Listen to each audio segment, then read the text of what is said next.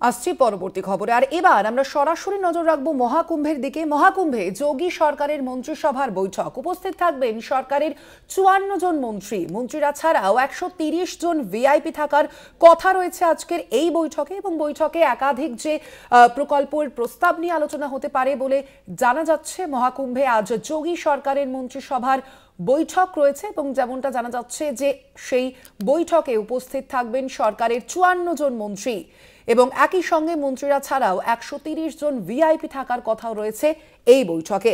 আমরা আরো বিস্তারিত জানবো। আমাদের সঙ্গে সরাসরি মহাকুম্ভ থেকে রয়েছেন আমাদের প্রতিনিধি অনির্বাণ বন্দ্যোপাধ্যায়। অনির্বাণদা, যে বিষয়টা জানতে চাইবো তোমার কাছে, যে একদিকে চলছে মহাকুম্ভ এবং এরই মধ্যে কিন্তু এই মন্ত্রিসভার বৈঠক ডাকা হয়েছে যোগী সরকারের পক্ষ থেকে, সেক্ষেত্রে ঠিক কি বার্তা দিতে চাইছে যোগী সরকার এই বৈঠকের মাধ্যমে? দেখো, এখানে যে ক্যাবিনেট মিটিং আজকে হচ্ছে সেখানকার যেটা শোনা যাচ্ছে, সেখানকার মূল বিষয় হচ্ছে প্রয়াগ ছাড়াও বেনারস, জৌনপুর, গাজীপুর এই সমস্ত এলাকাগুলোকে ধর্মীয় স্থল হিসেবে ঘোষণা করা হবে। এখন কথা হচ্ছে এটা মেলার মধ্যেই কেন করতে হবে, এটা পরেও করা যেতে পারত। তার একটাই কারণ, বিজেপির হাতে এই মুহূর্তে হিন্দুত্ববাদের তাস ছাড়া আর কিছুই নেই। আমরা দেখতে পাচ্ছি গোটা দেশ জুড়ে কাজের হাহাকার। আমরা দেখতে পাচ্ছি যে মোদিকে সুপ্রিম কোর্ট সরাসরি বলছে যে বিনামূল্যে রেশন নয়, চাকরির ব্যবস্থা করুন। তাহলে কি পরিস্থিতি? গোটা দেশের শিক্ষা, স্বাস্থ্য সর্বত্র বেহাল অবস্থা।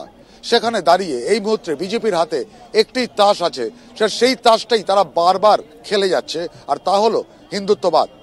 এখন এই যে মহাকুম্ভ, তা ভারতের অন্যতম আধ্যাত্মিক মিলন ক্ষেত্র, আধ্যাত্মিক ধর্মীয় সাংস্কৃতিক মিলন ক্ষেত্র। এইখানে যদি এই ঘোষণা করা হয় বিভিন্ন ধর্মীয় স্থলের, তাহলে তা হিন্দুত্ববাদের যে জিগির তাকে আরো খানিকটা অনুপ্রাণিত করবে, এ বিষয়ে কোনো সন্দেহ নেই।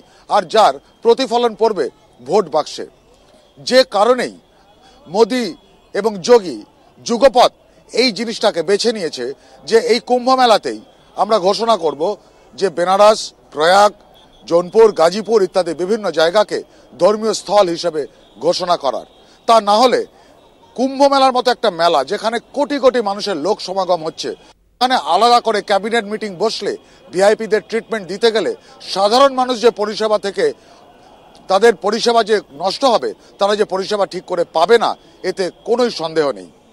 স্বর্ণালী, একেবারে অনির্বাণ, অর্থাৎ বোঝাই যাচ্ছে যে ধর্মীয় একটা বিষয় তো অবশ্যই এই মহাকুম্ভের মেলায় যে মন্ত্রিসভার বৈঠক রয়েছে সেই বিষয়ে একটা বার্তা দিতে চাইছে যোগী সরকার। সেক্ষেত্রে আরো একটা যে বিষয় জানতে চাইবো, যে নিরাপত্তার ব্যবস্থা, আজকে এতজন মন্ত্রী সেখানে উপস্থিত থাকবেন, সেক্ষেত্রে নিরাপত্তা কতটা জোরদার করা হয়েছে?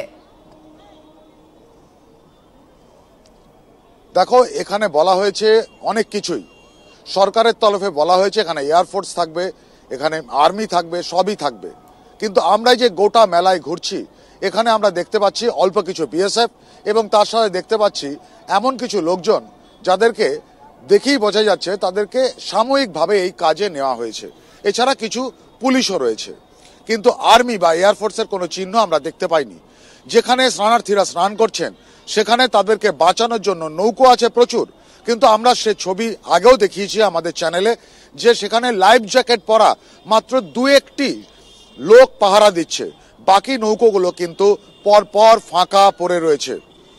এছাড়াও যে সিকিউরিটির ব্যবস্থা এখানে রয়েছে, আমরা ধরেই নিতে পারি মহাকুম্ভ মেলায় সেই সিকিউরিটি আসলে মানুষের জন্য, কিন্তু যখনই ক্যাবিনেট মিটিং হচ্ছে তখনই সে নিরাপত্তা ব্যবস্থার একটা বড় দিক কিন্তু চলে যাবে মন্ত্রীদের দিকে, ভিআইপিদের দিকে। তার ফল কি হবে? তার ফল হচ্ছে সাধারণ মানুষের নিরাপত্তা অবশ্যই বিঘ্নিত হবে। এই সব মিলিয়েই মহাকুম্ভের ক্যাবিনেট মিটিং এর এই মুহূর্তের অবস্থা। স্বর্ণালী, একেবারেই আপাতত ধন্যবাদ তোমায়। আমাদের সঙ্গে সরাসরি মহাকুম্ভ মেলা থেকে ছিলেন আমাদের প্রতিনিধি অনির্বাণ বন্দ্যোপাধ্যায়। অবশ্যই আমাদের আজকের এই মন্ত্রিসভার বৈঠকের দিকে নজর থাকবে, সেখান থেকে কি কি ঘোষণা হতে পারে সেদিকেও নজর থাকবে একই সঙ্গে।